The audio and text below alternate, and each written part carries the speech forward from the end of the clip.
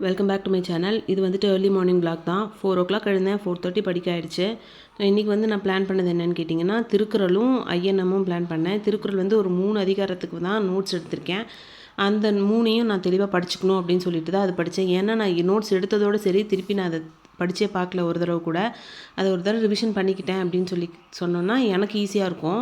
அதனால் ஏன்னா மறந்துடுவேன். திருப்பி நான் அடுத்த 3 அதிகாரம் படிக்கும்போது இந்த 3 அதிகாரத்தை நான் ரிவிஷன் பண்ணவே மறந்துடுவேன். அதனால் புதுசாக ஒரு நோட்ஸ் எடுக்க ஸ்டார்ட் பண்ணுறதுக்கு முன்னாடி இதை ஒரு வாட்டி படிச்சுக்கலாம் அப்படின்னு சொல்லிட்டு தான் நான் படிக்க ஸ்டார்ட் பண்ணேன். இதை முடிச்சுட்டு ஐஎன்எம் படிச்சுட்டு அதில் ஒரு 2 லெசன் இருக்குது, அதே ரிவிஷன் பண்ணிக்கலாம். ஏன்னா இப்போ மார்னிங் டைம் எழுந்து நான் நோட்ஸோ கிளாஸோ கவனித்தா கொஞ்சம் டைம் வேஸ்ட் ஆகிற மாதிரி ஃபீல் இருக்குது. அதனால் நான் படிக்க மட்டும் செஞ்சுக்கிறேன். சரி, நிறைய பேர் கிருஷோபா அகாடமி பற்றி கேட்டிருக்கீங்க. அவங்க வந்து இயர் பிளானர் வந்ததுக்கப்புறம் ஒரு புது பேட்ச் ஸ்டார்ட் பண்ணுறதா சொல்லியிருக்காங்க. அதை நீங்கள் சேனல் ஃபாலோ பண்ணிங்கன்னா உங்களுக்கு ஒரு ஐடியா கிடைக்கும். நான் வந்துட்டு அவங்க பேட்சில் தான் ஜாயின் பண்ணியிருக்கேன். அதில் வந்து பார்த்திங்கன்னா டெஸ்ட்டு, நோட்ஸு எல்லாமே அவங்க டெலகிராம் சேனலில் எனக்கு அனுப்பிடுவாங்க.